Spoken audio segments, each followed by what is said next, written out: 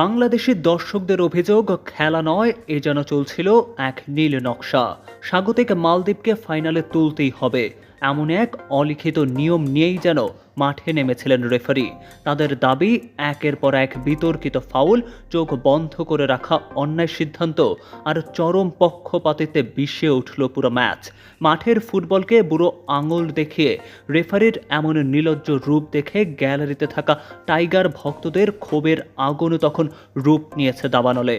অন্যায় আর অবিচারের বিরুদ্ধে বুক চিতিয়ে দাঁড়াতে পারলেই যেন গ্যালারি ভেঙেই মাঠে ছুটে আসতেন লাল সবুজের সমর্থকেরা।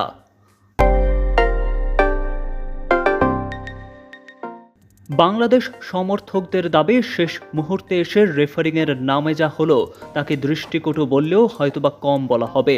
কমপক্ষে দুটি নিশ্চিত পেনাল্টি থেকে বঞ্চিত করা হলো বাংলাদেশকে। রেফারির প্রতিটি বাঁশি যেন নিয়ম করে বাজছিল অতিথিদের বিপক্ষেই।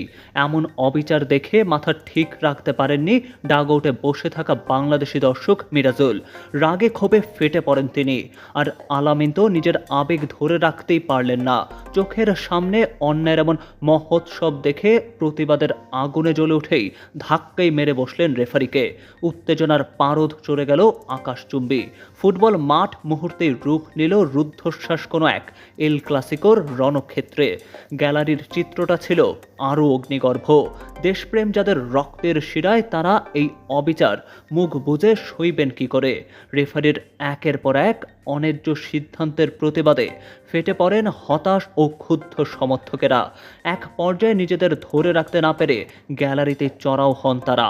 বুঝিয়ে দেন মাঠের খেলায় হার জিত থাকবেই, কিন্তু দেশের সাথে হওয়া অন্যায়কে কোনোভাবেই মেনে নেওয়া যায় না।